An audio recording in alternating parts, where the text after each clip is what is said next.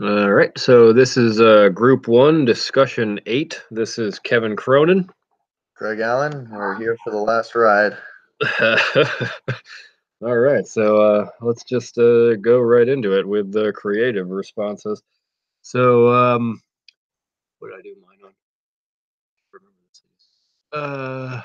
Yeah, I did mine on um, basically how um, like the initial element of the paper that we read about like the concept of justice and how it uh, sort of changes and is defined in multiple ways.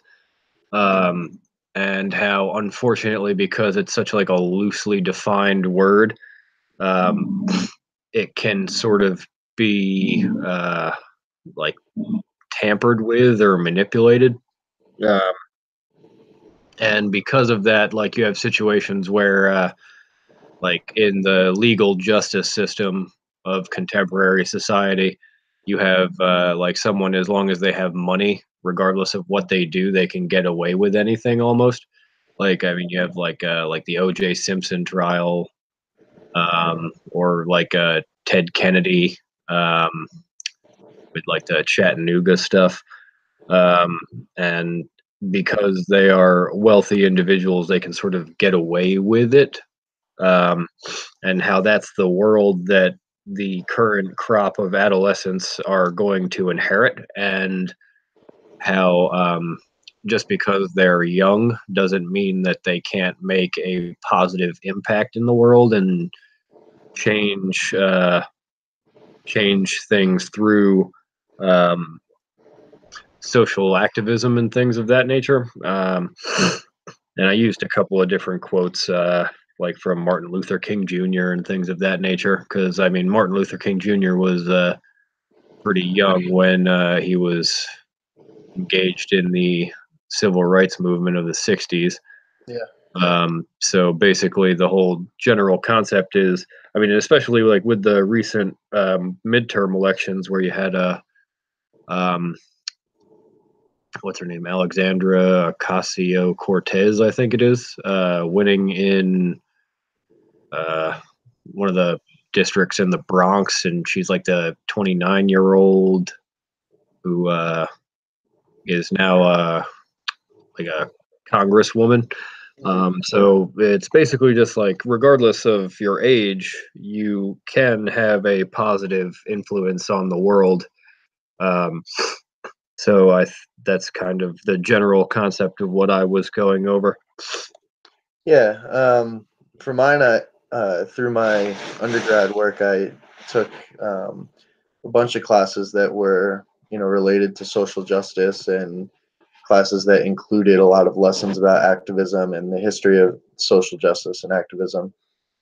So I kind of focused on, uh, you know, social movements through art and literature. You know, Throughout history, there's been a lot of different poems and short stories and songs, and all sorts of things, essays, letters, a whole bunch of different things that pair with movements of social justice. So, kind of looking at some of the um, older forms of those and comparing them a little bit to more recent forms, especially in music, a lot of similar concepts that, make you ask questions like, have things really gotten that much better? Or, there's, say a Kanye West song from 2005 that talks about very similar concepts from a song written in the 60s. So just that was kind of the general idea of mine. Okay. Yeah, yeah.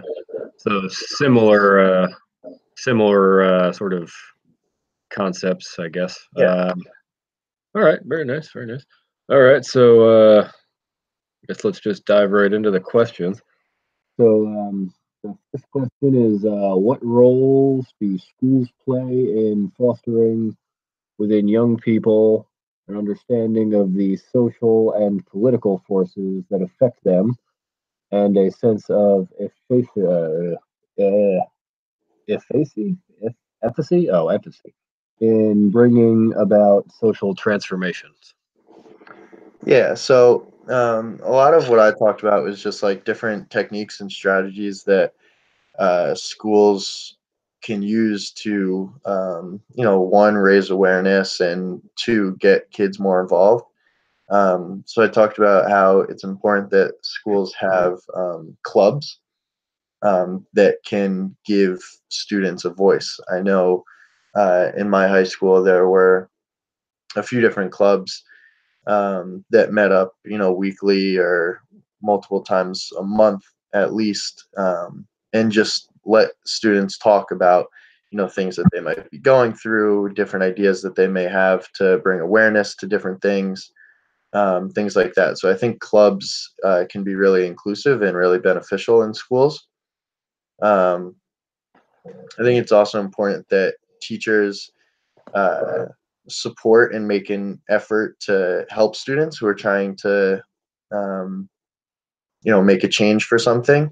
So if a student goes to a teacher and says that they have this idea that they want to raise money for, some like a walk or some sort of protest, I think it's important that teachers hear those ideas and do everything that they can to help the student bring those ideas to light.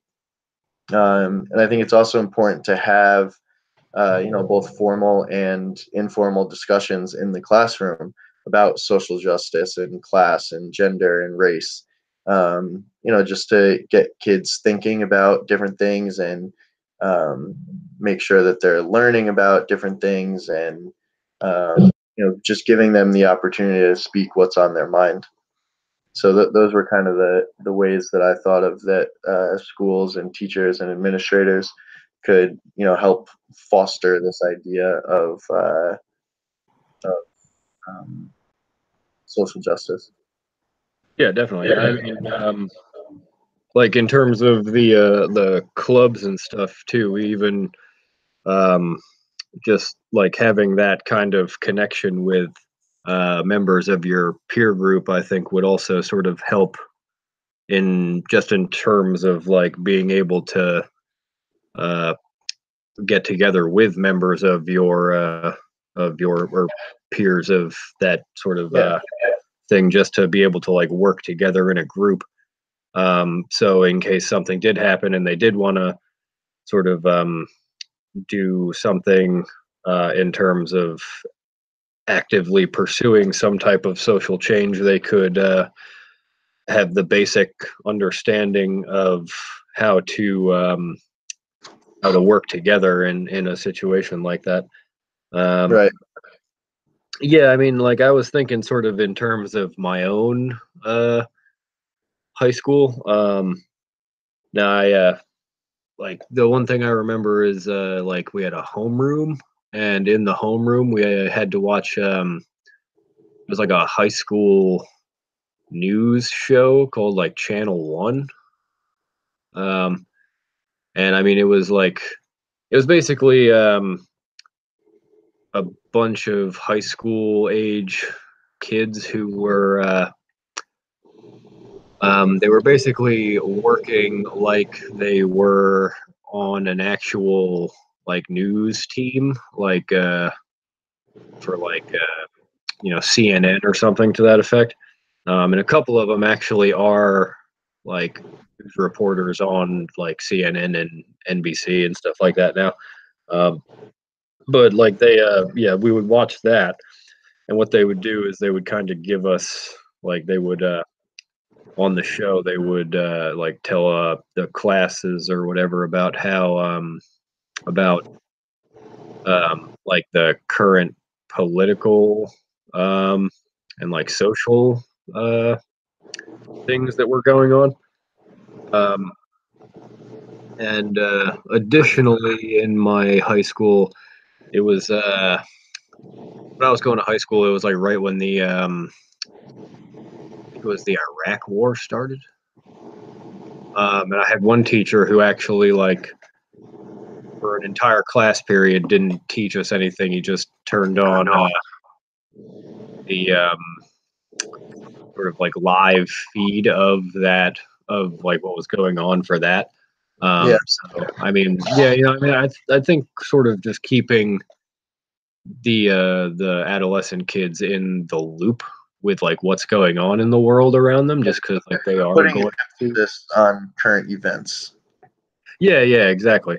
I mean, because like they're going to inherit the world once they sort of grow into adulthood, so they're going to need to sort of like understand how to view the world critically and things of that nature. So they're Right. going to need to be exposed to that kind of stuff. Yeah, for sure. All right, Uh, so uh, I don't have the questions in front of me, but if you want to read off the second one. yeah, definitely. Okay, so the second one is, what are some barriers to young people's participation in the political lives at the community, regional, and national levels?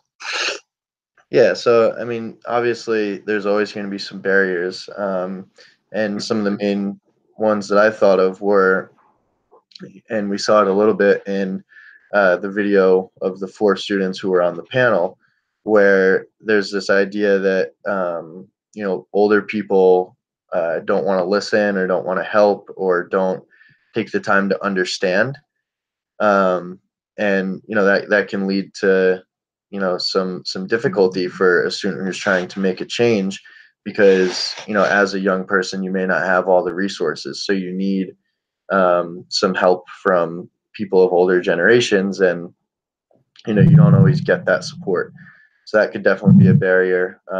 Another one is funding and budgeting, in the sense that if you're trying to host an event, um, young people don't always have um, the means to afford that, so that could definitely be a barrier. And then also, there's this idea of other kids making fun of or bullying students. So again, in the um, video with the four students who were on the panel, the person who um, used the pronouns of they, their, and them, I believe they were transgender or in the process or not sure, um, but I could see how they would have some trouble,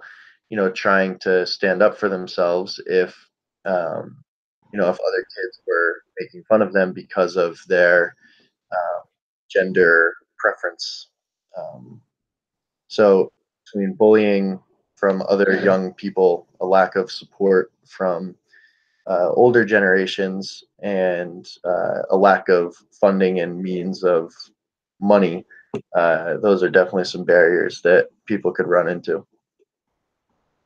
Yeah, definitely. I mean, kind of running with your first point about sort of like the concept of young people or like older generations not paying attention or things of that nature. Like, I mean, you could look at the current sort of things that are going on within our government as well. Like, I mean, you've got like these sort of like lifelong politicians that are Congress people like for like 30 plus years, and like like they're not necessarily in touch with their constituents anymore. Like, I mean, I think John McCain was the Arizona senator for somewhere around like 30 years or something like that.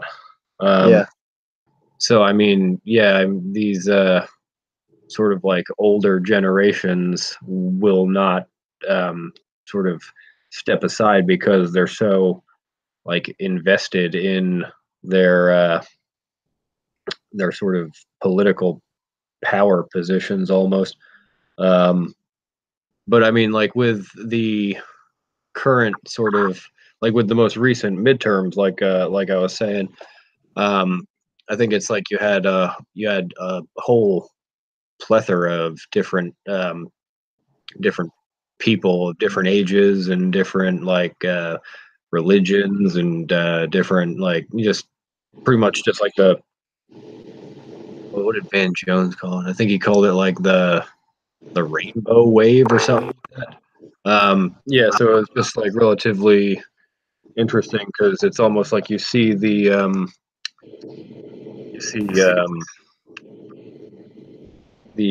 sort of younger generations are kind of moving in. So that's definitely a positive step.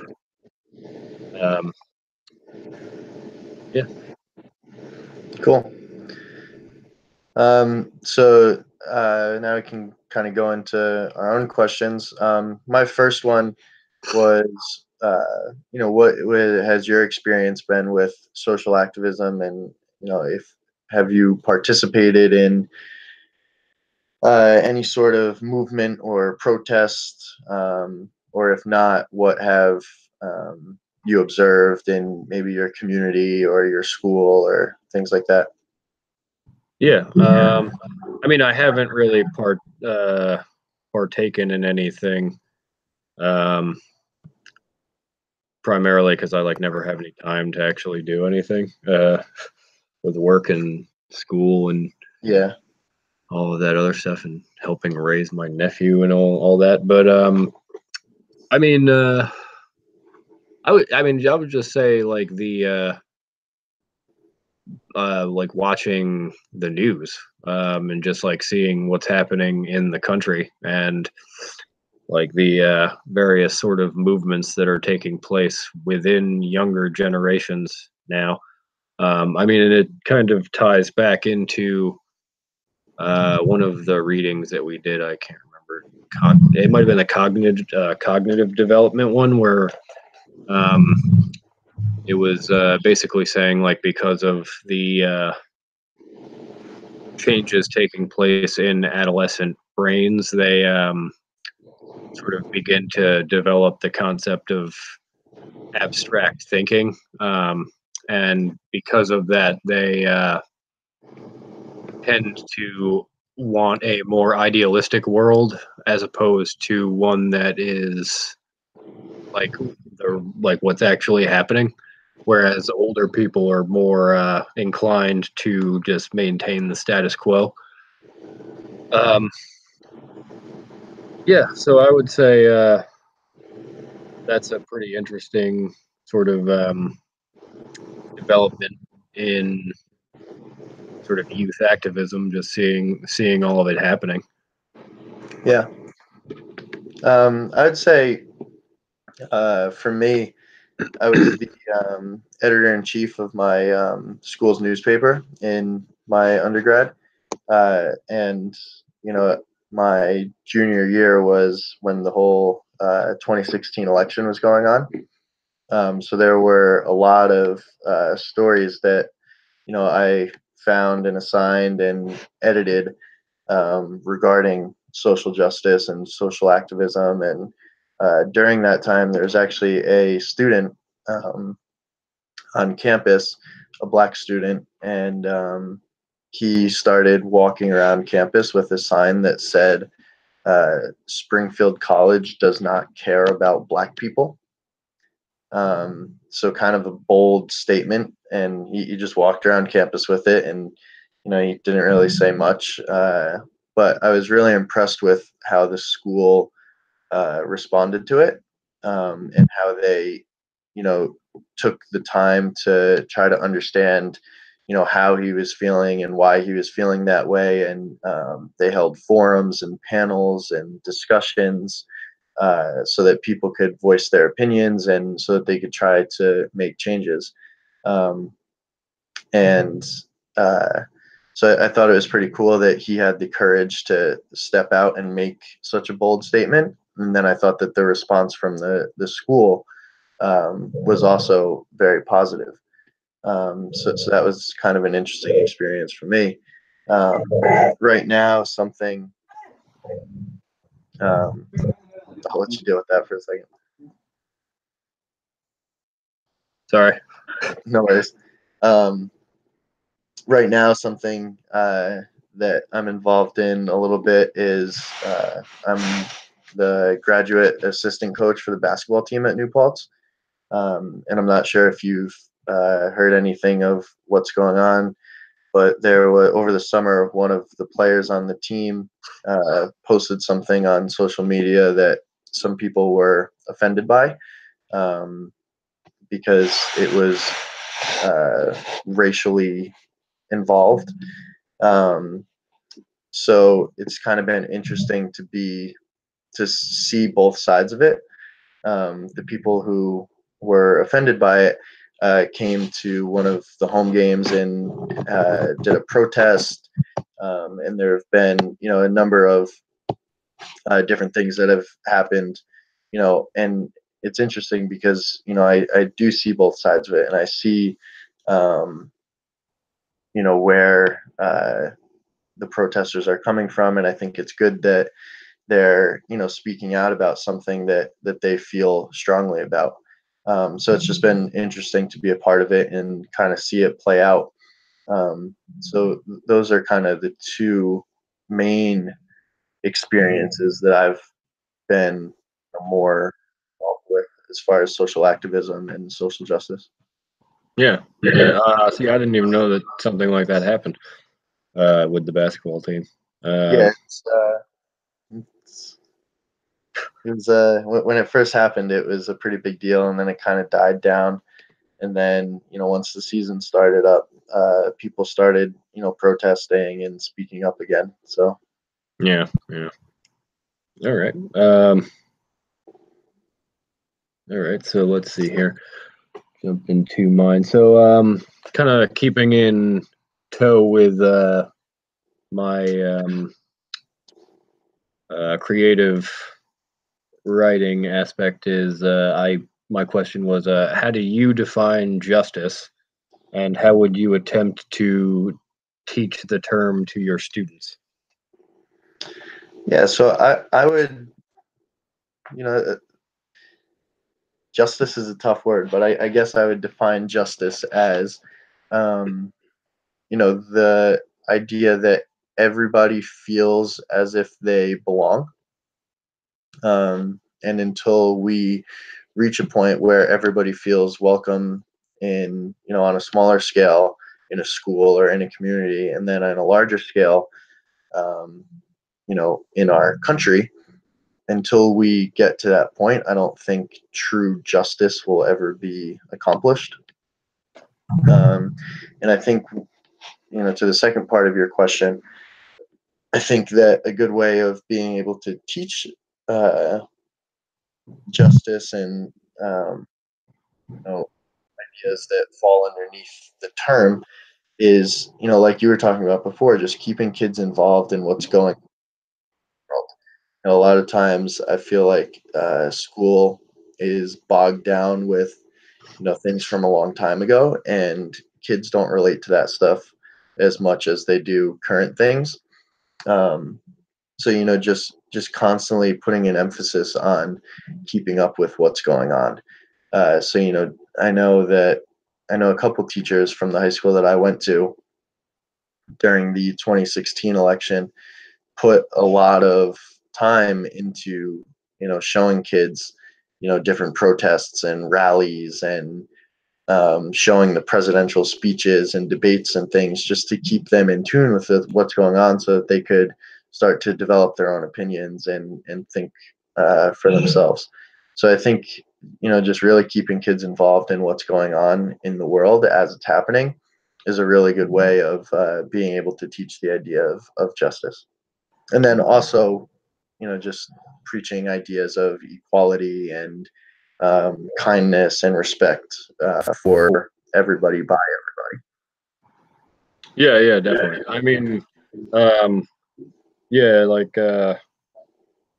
yeah, I don't even know how I would necessarily define justice. I mean, I guess when I was younger, I would have just said like it's what is right, but then that kind of like leads into difficult territory because it's like what's right for one person isn't necessarily going to be right for the other person.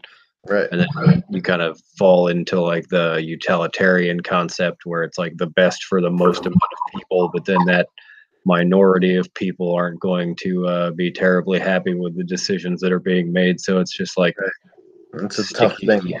Yeah, it's like difficult territory. Um, yeah, I mean, I don't even know how I would like. I made a question that was just kind of loaded gun there. But yeah, I mean, I guess teaching the term justice. Um, yeah. I mean, yeah. I guess all you can really do is just kind of teach people to be good to each other. Um, like, I don't necessarily know if that's justice or if justice will be kind of ascribed to if you teach people to do that. I mean, all you can really do is hope, though, I think. Like, you can't really teach everybody to be good and then expect everybody to turn out uh, in what your own subjective view of the word good is. Um, but I would hope that teaching people to just be kind to each other would be something that would, in a sense, kind of be like a justice. Maybe I'm not even entirely sure.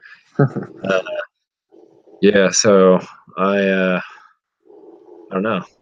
I stumped myself with my own question. That's never good. Um, so So all right. Oh, I what? could I could go into my second one now, which was put if you were a teacher and a student presented an idea um, about social justice or activism that you disagreed with, how do you think you would go about handling that? Hmm. Well, I mean, I like to think that I'm very open to different ideas. I mean, like if just like on my free time, if I attempt to like learn one idea, I usually try and figure out what like the counter idea is, just to Yep. have like a better understanding of the whole question. So I don't necessarily like, and additionally, I kind of also prescribe to the concept that everybody is their own person and not like no one person is going to think the exact same way as another person. So I mean, I guess it would kind of. I guess I would have to sort of be in the situation to really know how I would properly deal with it. Um, but yeah, I mean, I don't really think that I would necessarily be averse to anything or adverse to anything. Um, just because, like, I mean, they're like the kids that we teach are just kids, and like they're developing their own sense of self and their own like concepts of who they are. And I don't think anybody should ever be allowed to stomp out that sort of ember of a person's unique sort of selfness. If that's a term, selfness, I'm not sure if that is. But yeah, I would like to think that I would be open to listening to All um sorts of things. yeah, yeah.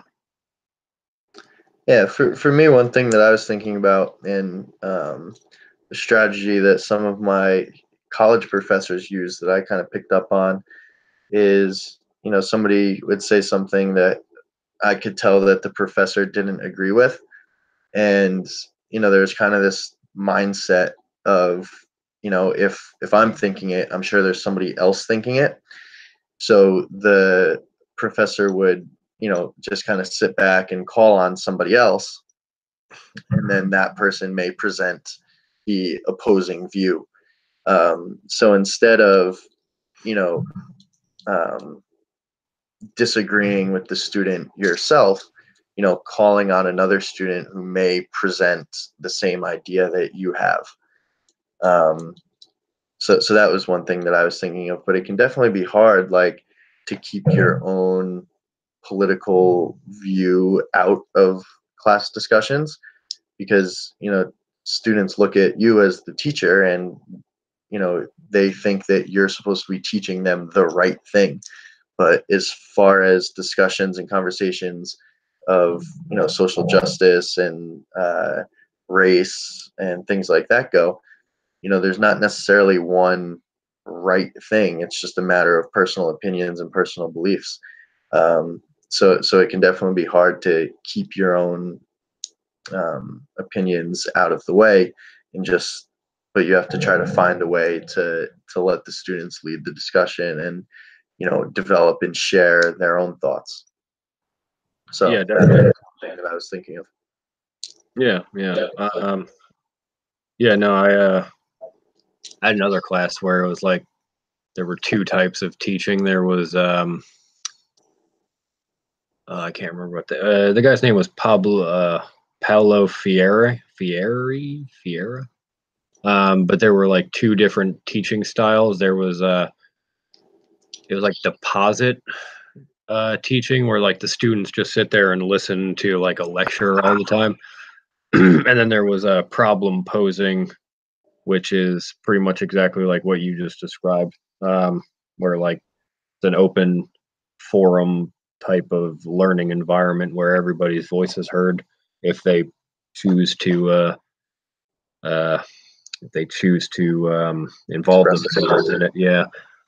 So yeah, no, that was an uh, interesting bit there. All right, so I guess I'll take the last question of the class then. Um, in what ways can you encourage students to participate in social change? I feel like we kind of might have already touched on that a little bit, but Yeah, kind of similar to the first question, but um, I would say, like I was saying before, just like showing the support for a student. So if a student comes in and says that they want to, have a walk to raise awareness for autism, instead of just saying like, oh, like, good for you, like, hope you do it. As a teacher, that's when you could step in and offer your support, offer your help, to lead or advise or supervise the walk, help with the fundraising, things like that. So just, and then help advertise the event too by telling other teachers, telling other students, encouraging students. When that comes from an authority figure or a teacher, I think it's more likely to work than if a student is just telling people to go to an event. So I think just providing as much support as possible to students who are trying to make a change or show their voice for activism, just trying to support them as much as possible can go a long way. yeah, definitely. I mean, I also like going off of that. I think like just being like a springboard for different ideas as well, like being able to sort of engage in sort of like an intellectual kind of way. Like if you can't actually um, help fund or any of that kind of stuff, you can at the very least be like a springboard for ideas that the person might have, Right. and sort of attempt to like mentor the person into like um, like a better sort of situation for it. Yeah. So yeah, that last question that I had wasn't very good. That's all good. Just a little similar to the first one, but like you Yeah. said, just helping with the development of ideas and um, trying to help out as much as possible can go a long way for a student. Yeah, All right, definitely. and that wraps us up, right? Yeah, I'd say so. All right, sounds good. All right, signing off. For the last time.